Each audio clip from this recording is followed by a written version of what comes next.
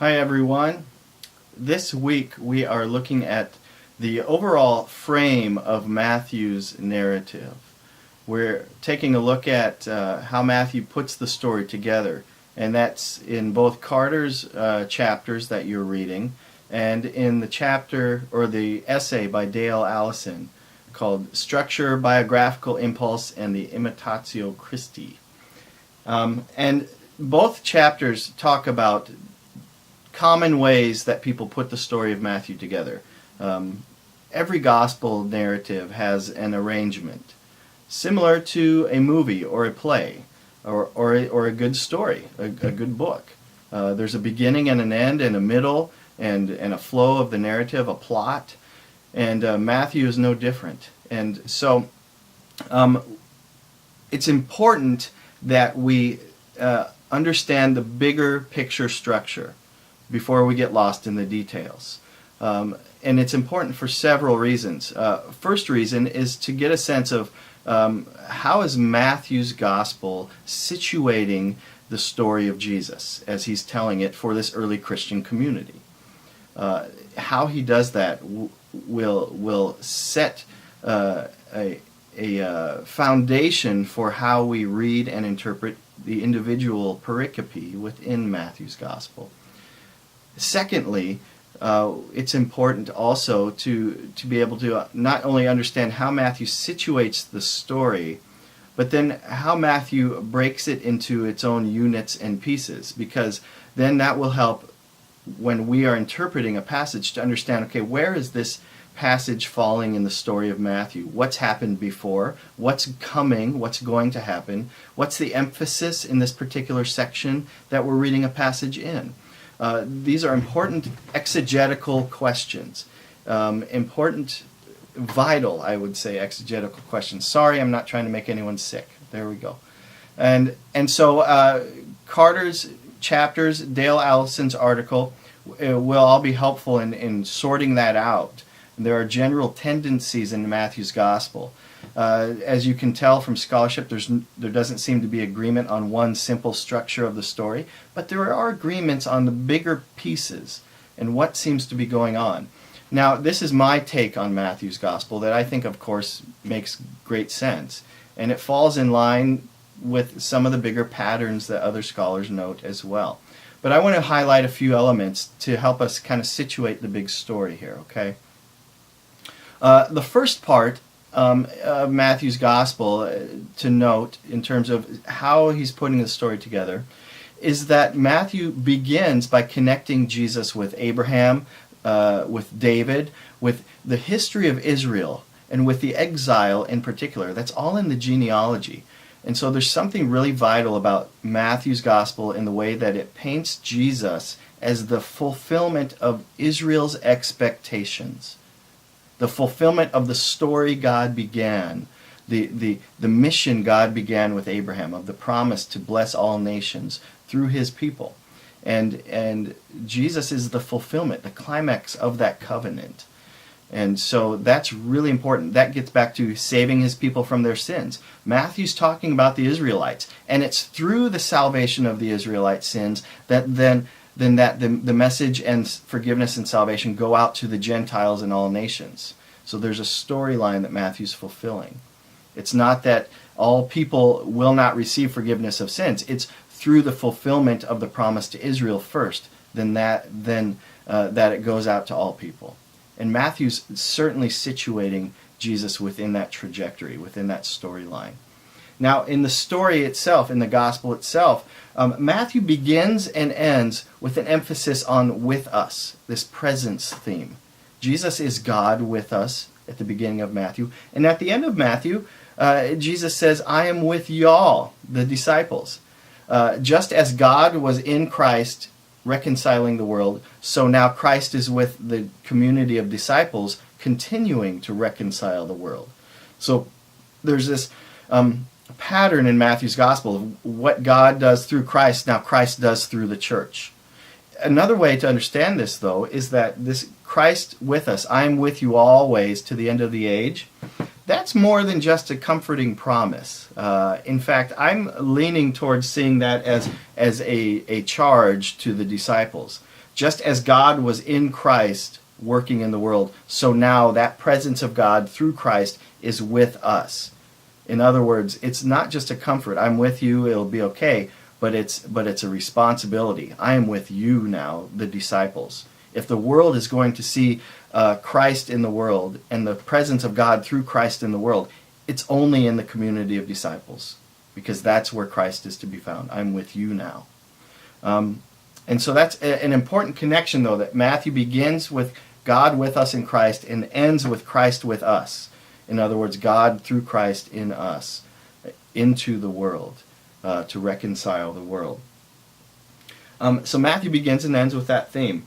And then at the beginning of ending and ending also, we've got this mention of saving or forgiving from sins.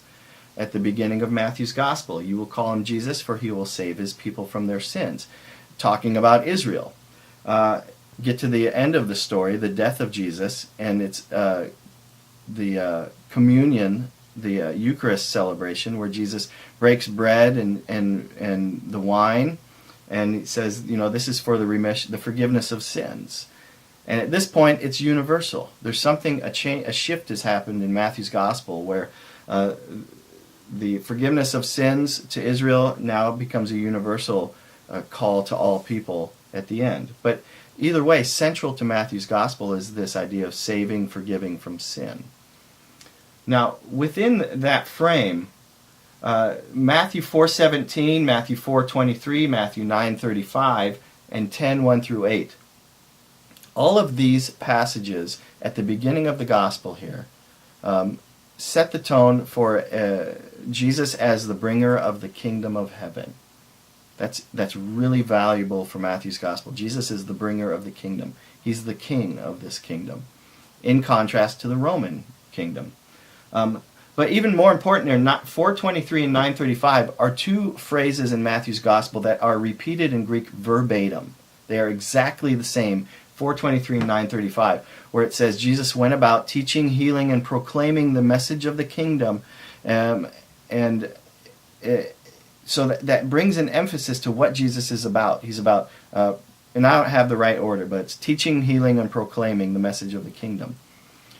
And so what's Jesus about? Those things, teaching, healing, proclaiming, related to the kingdom.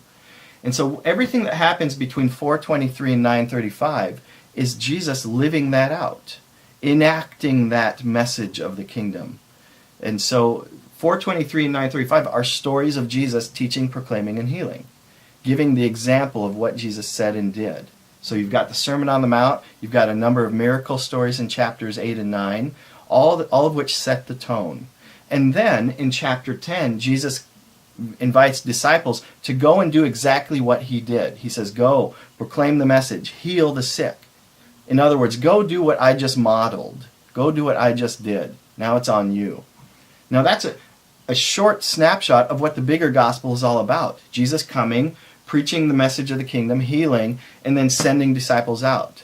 So what you got from 4:17 through 10, through chapter 10, is basically a synopsis of the whole Gospel of Matthew in a nutshell. And so when you get to the end of chapter 10, you've really got all you need to know about what the message of the gospel is. And chapter 11, verses 2 through 3, that's where you get the big question. In response to this teaching, proclaiming, healing, and sending disciples, which, interestingly, are part of the teaching, proclaiming, and healing of Jesus. The sending of disciples is part of that work. The question from John the Baptist, in light of all this stuff from chapter 4 through chapter 10, John now comes on scene and says, and it says in chapter 11, when John had seen and heard what the deeds of the Messiah, I think is what it says, referring to chapters 4 through 10, the Baptist says, so are you the one who is to come or not? In other words, in light of everything you've done, Jesus, answer me the question. Is this it? Is this stuff you're doing, is this the sign that the kingdom is here? That the Messiah has come? And Jesus then gives his answer in chapter 11, verses 4 through 30. And that answer that Jesus gives illuminates what he's about and illuminates the types of responses he will bring. And so the response of Jesus looks ahead to what's about to happen, what's going to play out. And so from chapter 12 through chapter 20 are responses to Jesus, and Jesus dealing with those responses by clarifying and saying more about his message. But really, he says nothing new than what you already read and know from the gospel from chapters 1 through 10. But either way, chapters 12 through 16 are largely responses of others, mostly the Pharisees and the crowds responding to Jesus, and Jesus clarifying and dealing with their responses. Chapters 16 13 through chapter 20 is Jesus responding to his disciples and their questions and their concerns and their problems with getting it. The disciples in Matthew's Gospel are not perfect. They do not get it. They continue to fail to understand. And particularly chapters 18 through 20, there's a couple scenes where they're arguing about power and authority, and Jesus is reminding them that's not what it's about. It's about servanthood, slavery to each other, not grasping for power. And finally, at the end of chapter 20, Jesus heals 2 blind men, and that's a sign that it's only Jesus that can open the eyes to understand what the message is about. Human intellect, human ability to understand on its own is incapable. And so then you get chapter 21 through 27. That's the big finale in Jerusalem. Jesus, his final days leading up to his death and resurrection. All of that, the chapter 21 through 27 looks back on everything that's happened, just as the first 4 chapters of Matthew's Gospel look ahead to what will come. And then the end of the story, Jesus raises and sends disciples in his name. So that's a synopsis, really quick, of Matthew's storyline. But then with that, now you can see how different stories, different parts fall in. So the Sermon on the Mount, that's early on. That's part of Jesus' initial teaching, proclaiming, and healing, giving the message of what the gospel of the kingdom's about. If you were to ask, Jesus, what's this kingdom of heaven about? The Sermon on the Mount answers that question.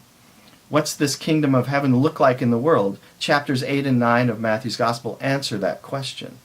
Now, John the Baptist will ask the question, looking back on those chapters, and then the stuff in here, chapters 12 through 20, are then, when you read stories in these chapters, it's important to think, okay, these are stories where Jesus is clarifying in light of responses and questions to what the message of the kingdom's all about. Jesus isn't really teaching anything new. He's giving clarifications and responses to questions. So that a synopsis of Matthew's Gospel. Let it sink in. Think about it. But it's important that we're situating everything we read within the bigger storyline.